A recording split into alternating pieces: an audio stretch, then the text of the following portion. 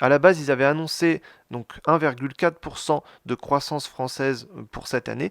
Et là, finalement, ils ont baissé la progression annuelle du PIB français et ce sera à 1% cette année. Donc ça veut dire que la croissance diminue. Donc la croissance diminue, c'est ce que dit l'économiste Marc Toiti. La croissance française va diminuer. Et il y a 4 arguments principaux qui ont jugé justement que la croissance française va diminuer et que le ministère de l'économie a diminué la prévision de croissance française. Il y a la récession qui se confirme, donc il y a 4 événements.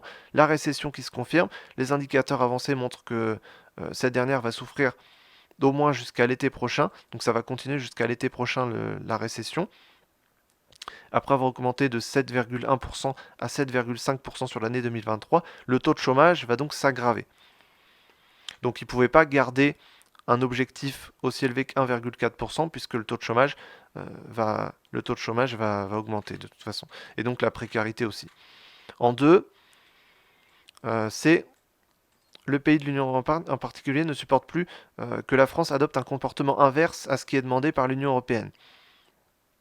Donc ce n'est pas pour faire plaisir à Bruxelles, mais c'est avant tout pour nos enfants et aussi pour nous-mêmes, car contrairement à ce que certains disent, le coût de la dette ne sera pas supporté par les générations à venir, mais est déjà supporté actuellement. Donc on a une dette en France qui est assez élevée en fonction du PIB, et on a un PIB qui n'est pas forcément très élevé, on a une croissance en tout cas qui n'est pas forcément très élevée, donc ça crée des craintes au niveau de la dette.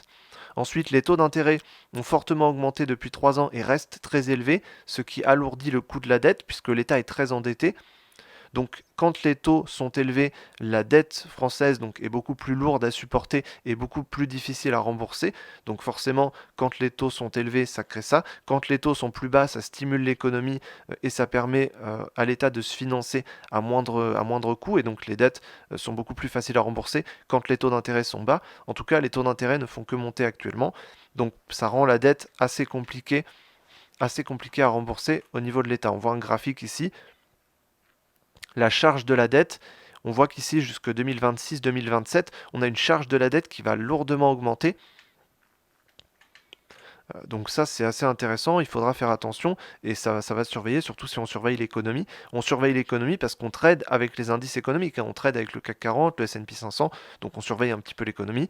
Et ensuite, donc les agences de notation qui risquent de dégrader la note de remboursement donc, de la France, et ça crée une difficulté à s'endetter encore plus, et donc ça crée un cercle vicieux qui pourrait être assez dangereux.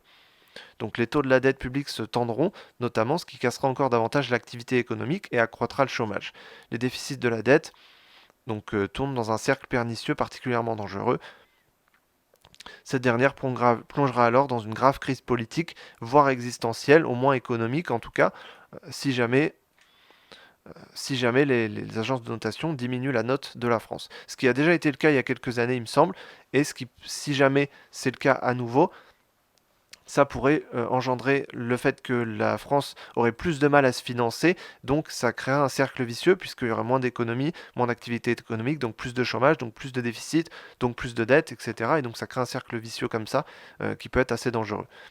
Donc il y a 4 points à surveiller pour suivre la croissance française et donc aussi le CAC 40, c'est pour ça que j'en parle. La récession qui se confirme avec un taux de chômage qui va s'aggraver.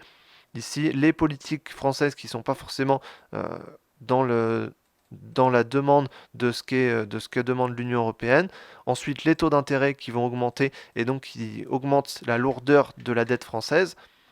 Et donc les agences de notation qui risquent de dégrader la note de la France, ce qui pourrait donc entraîner une difficulté de financement et donc moins d'activité, donc plus de chômage, donc une difficulté de financement, etc. Donc c'est un article intéressant aussi. Si on étudie un peu l'économie française et européenne, ça peut être intéressant. Ça peut potentiellement créer une crise à un moment donné. Donc c'est pour ça que c'est à surveiller.